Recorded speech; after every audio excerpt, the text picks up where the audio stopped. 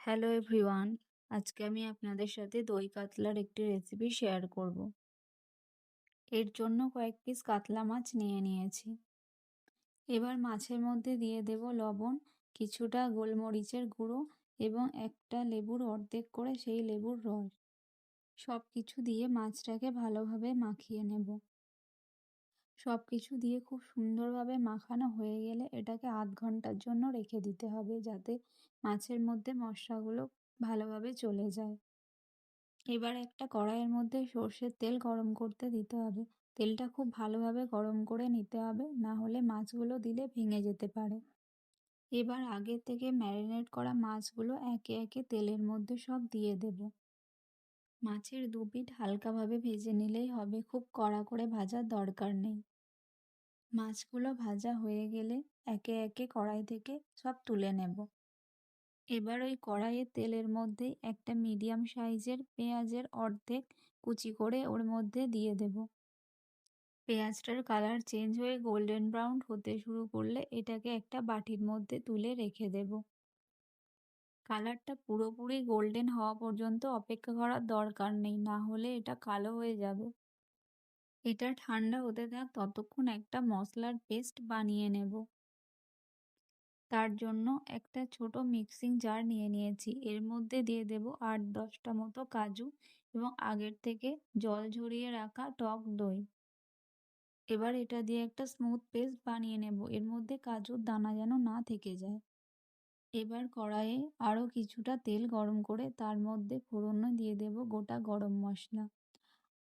ফোড়নটা ভাজা হয়ে গেলে এর মধ্যে দিয়ে দিতে হবে আগে থেকে বানিয়ে রাখা একটা মিডিয়াম সাইজের পেঁয়াজ ও কয়েকটা কাঁচা লঙ্কার পেস্ট। এবার পেঁয়াজের কাঁচা গন্ধ চলে যাওয়া পর্যন্ত এটা ভেজে নিতে হবে। পেঁয়াজটা ভাজা হয়ে তেল ছাড়তে শুরু করলে এর মধ্যে দিয়ে দেব 1 চামচ আদা রসুন বাটা। এবার সব কিছু দিয়ে মিশিয়ে নিয়ে আরও কিছুক্ষণ কষিয়ে নিতে হবে। মশলার কাঁচা গন্ধ যখন পুরোপুরি চলে যাবে তখন এর মধ্যে কিছু গুঁড়ো মশলা অ্যাড করব। এর মধ্যে দিয়ে দেব জিরে গুঁড়ো এবং কালারের জন্য কিছুটা কাশ্মীরি লঙ্কা গুঁড়ো।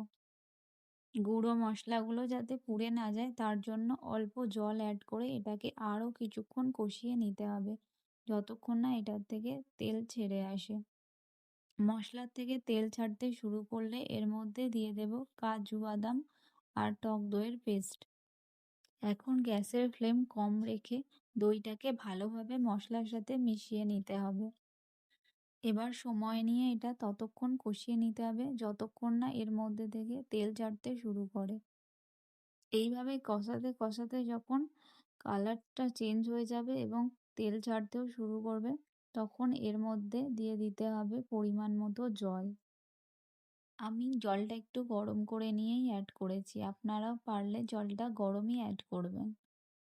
মাছগুলো যেহেতু ভাজার সময় সেদ্ধ হয়ে আছে, তাই জল খুব বেশি দেওয়ার দরকার নেই।